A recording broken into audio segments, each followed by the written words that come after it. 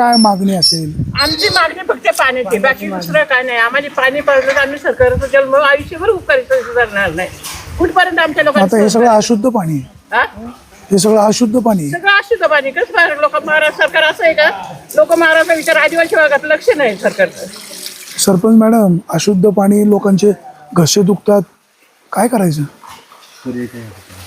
मग त्याला आता म्हणजे आमच्या पातळीवरती जेवढं प्रयत्न करायचं तेवढं आम्ही केलेलंच. MI टँक साठी कितीतरी वेळा मंत्रालयात गेलेलो, परत अनेक म्हणजे लय वेळा प्रस्ताव त्यांच्या जवळ ठेवले, परत ZDP ला पण बऱ्याचशा चक्रा मारलेल्या, पण ते नुसते हा बोलू राहिले, फक्त आश्वासन देऊ राहिलेत आम्हाला, पण अजून काहीच करू नाही राहिले. त्यांना तर सर्वेसाठी 25 लाखाची पण मागणी केलेली नाही का, ते म्हणे झालंय आता, मग ते पण नाही त्याने दिले. दादा तुम्ही काय सांगाल? आता महिलांच्या व्यथा पाहिल्या, पाणी सगळं स्वच्छ पाणी आहे. आम्ही तर असं सांगतो का हे पाणी ना पिण्याच्या अजिबात लागे ना, जनावर सुद्धा पिऊ शकत नाही असं पाणी आहे. परंतु ते माणसांना प्यायची वेळ आलेली. आता इकडे ना कोणी आमदार येईना, ना कोणी खासदार येईना, ना कोणी कोणाची दखल घेणार. टँकर सुरू केला तो आठवड्याने एकदा येतो, पाणी काही ते मिळत नाही. हा नदीचा पाणी उचलून थोडा डोहातला इथं आणून टाकला, त्या लोकांना पिण्यासाठी केलेलं आहे. त्याच्यात पावडर टाकून आता काहीतरी केलेलं आहे, कधी काल का कधी पावडर टाकलेली त्याच्यात. पाणी सगळं हिरवं पाणी आहे. आता हिरो पाणी तर त्याला करणार का ते हिरो पाण्याला? जर समजा आपण त्याला मग कसं दुखत आणि तुम्हाला सांगतो नरड्यात नाही पार अशा हातून सडल्यासारख्या झाल्या अशा. आणि आम्हाला MI टँक कोणाला काहीतरी धरण करा कुठेतरी, तरच आमची पाण्याची समस्या सुटेल. आणि आमचं एकच आयुष्यात मागण्या वाढवण्यापासून का फक्त पाण्याचा प्रश्न सोडवा. बाकी तुम्हाला आम्हाला नाही काही सुविधा दिल्या तरी चालतील, फक्त आमचा पाण्याचा प्रश्न सोडवा, एवढंच आमचं म्हणणं आहे. बाकीचं आमचं काही म्हणणं नाही. पाणी पिण्याचं मिळालं तर सगळं शरीर सुखी राहणार आहे, पाणी नसेल तर काही राहणार नाही.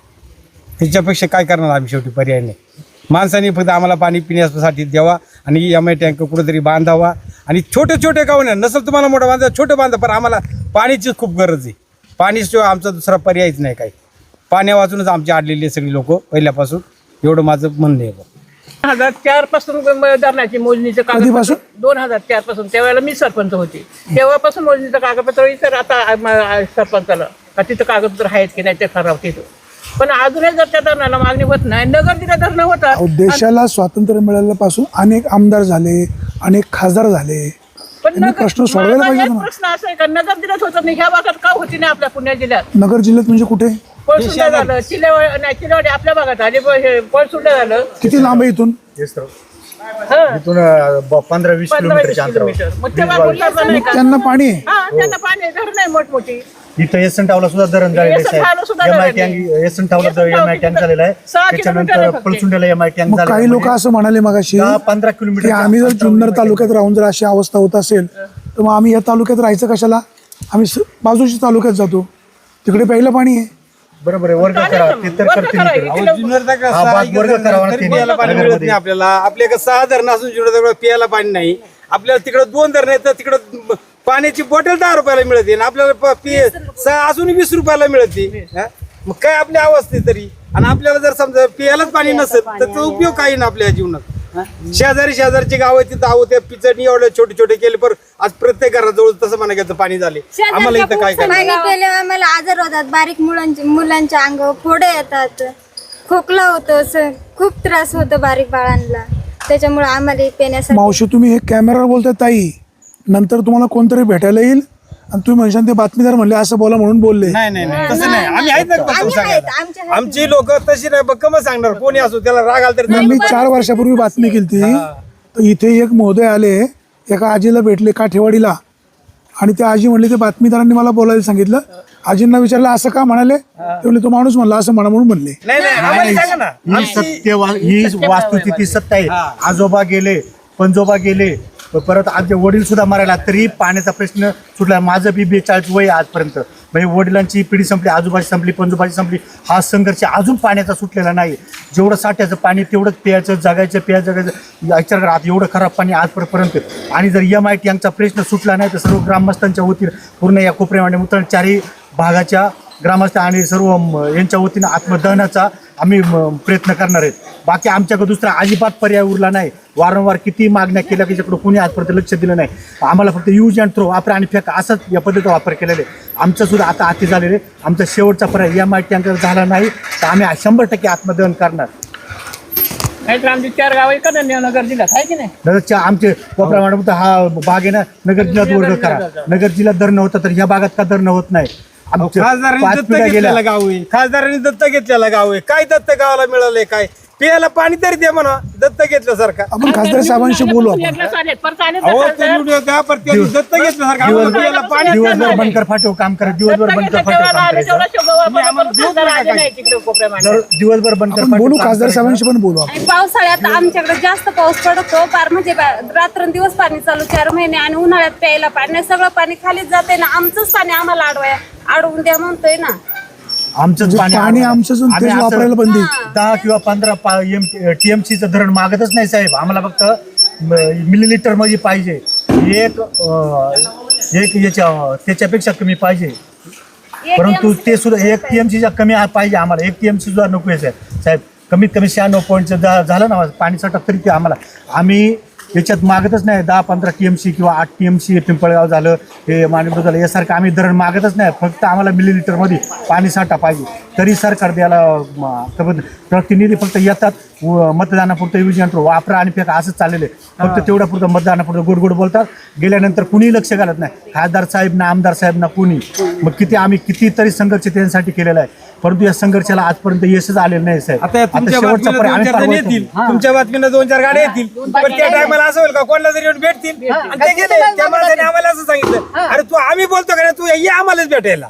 मग आम्ही तुला काय सांगतो ये बघ. आम्ही कुणाच्याही कुणाला दबावाखाली भेटू बोलत नको. आम्ही कुणाच्याही दबाव आम्ही बोलतो का नाही जी बातमीदारासमोर? सत्य वास्तुस्थिती आहे तर मग तू तीच आम्हालाच मांडली. भेट ना. आम्हाला कोणी पत्रकारांनी कोणी आम्हाला इथं असं बोलायला सांगितलं. आम्ही सत्य परिस्थिती सत्य वास्तुस्थिती. मी गिरीसाहेब ब्रिगेडचा तालुका अध्यक्ष साहेब. मी पूर्ण तालुका फिरतो. मी बघतो कुणा पार्कच्या किचन पर्यंत पाणी घरापर्यंत रस्ते. आमची स्वतःची आदिवासी भागात कशी दुरावस्था आहे बघा तुम्ही. आम्ही किती वेळा आवाज उठवण्याचा प्रयत्न केला परंतु हा आवाज दाबण्याचा प्रयत्न केला. आता जर आवाज दाबण्याचा प्रयत्न केला तर जशाच त्याचं उत्तर देण्यात येईल. गिरीसाहेब ब्रिगेडच्या वतीनं आणि सर्व या भागाच्या वतीनं मोठा एक मोर्चाचं नियोजन करणार आम्ही रस्त्यात. यात जर यश आलं ना ते 100% ग्रामस्थांच्या वतीनं आत्मदहन. बाकी आम्हाला आता कोणाचं घेणं देणं नाही कोणत्या काहीच नाही. आमच्यापर्यंत आम्ही तेवढा प्रयत्न करणार आहे. शेवटचा प्रयत्न आहे आमचा. जुन्नर तालुक्यातील कोपरे मांडवे या परिसरामध्ये पिण्याच्या पाण्याची चणचण मोठ्या प्रमाणात आहे. आता आपण कोपरे या ठिकाणी आहे. हे महिला ज्या विहिरीतनं पाणी घेत आहेत ते पाणी पिण्यासाठी अक्षरशः अशुद्ध आहे. पाणी आणि पाणी आणि पाणी. आमचे आजोबा गेले, आमचे वडील गेले, आता आम्ही पण जाणार. आमच्या पुढच्या पिढीला देखील हे अशुद्धच पाणी प्यायला लागणार का अशी यांची व्यथा आहे. आमदार महोदय, खासदार महोदय, तुमच्याकडनं ह्या लोकांना खूप अपेक्षा आहे. ह्या लोकांचे प्रश्न सोडवण्याची जबाबदारी तुमची आहे. सरकारकडे मांडण्याची जबाबदारी तुमची आहे. हे प्रश्न समजून घ्या. इथं या. आम्ही ह्या लोकांची बाजू घेतोय, बाजू मांडतोय. म्हणजे तुमची बदनामी करत नाही. शेवटी वास्तव तुमच्यापर्यंत मांडायला हवं. तुम्ही दखल घ्या. तुमच्या हाताखाली अधिकारी आहेत. पंचायत समितीच्या BDOंना पाठवा, सभापतींना पाठवा, जिल्हा परिषदेचं पथक पाठवा. आता ह्या विहिरीमधलं जे लोक पाणी पित आहेत ते पाणी हिरवं आहे. या पाण्यामुळे लोक आजारी पडत आहेत. थोडंफार दुवा घ्या अशीच अपेक्षा. सुरेश वाणी, विघ्नर टाइम्स, कोपरे.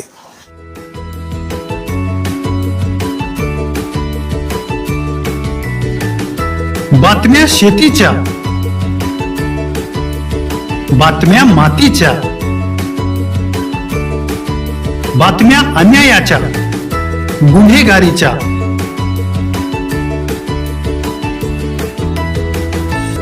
राजकारणाच्या आणि समाजकारणाच्या,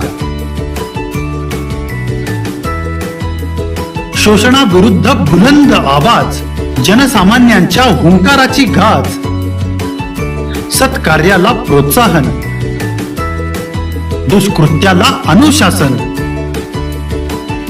निर्भीड, निस्पृह, सडेतोड, बेधडक आणि रोखठोक म्हणजेच विघ्नहर टाइम्स. शोध बातमीचा, ध्यास सत्याचा. आपलं चॅनल, आपली बातमी. सबस्क्राईब तर कराच, पण बेल आयकॉनवर क्लिक करायलाही विसरू नका.